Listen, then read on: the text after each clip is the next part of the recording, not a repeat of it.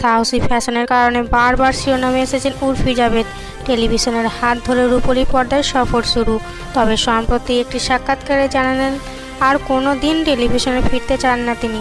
অসভ্য আচরণ করা হয় টেলিশিল্পীদের সঙ্গে, জানালেন উর্ফি।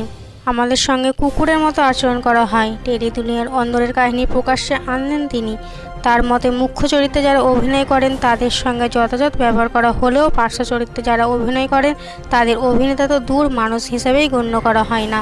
এই প্রসঙ্গে অভিনেত্রীর বক্তব্য, আমি পার্শ্ব চরিত্রে অভিনয় করতাম, খুব খারাপ পরিস্থিতির মধ্য দিয়ে যাচ্ছিলাম, ওদের জন্য অনেক চোখের জল ফেলতে হয়েছে আমাকে।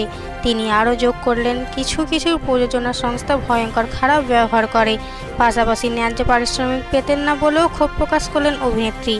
ভবিষ্যতে কখনো আর রিয়েলিটি শো বিগ বসে যাবেন না সাফ জানালেন অভিনেত্রী। বললেন, নির্মাতাদের কাছে আমার কৃতজ্ঞ। বিগ বস আমার কাছে বড় সুযোগ ছিল, তবে বর্তমানে একটা কথাই বলতে পারি, বিগ বসে ফিরতে চাই না আমি।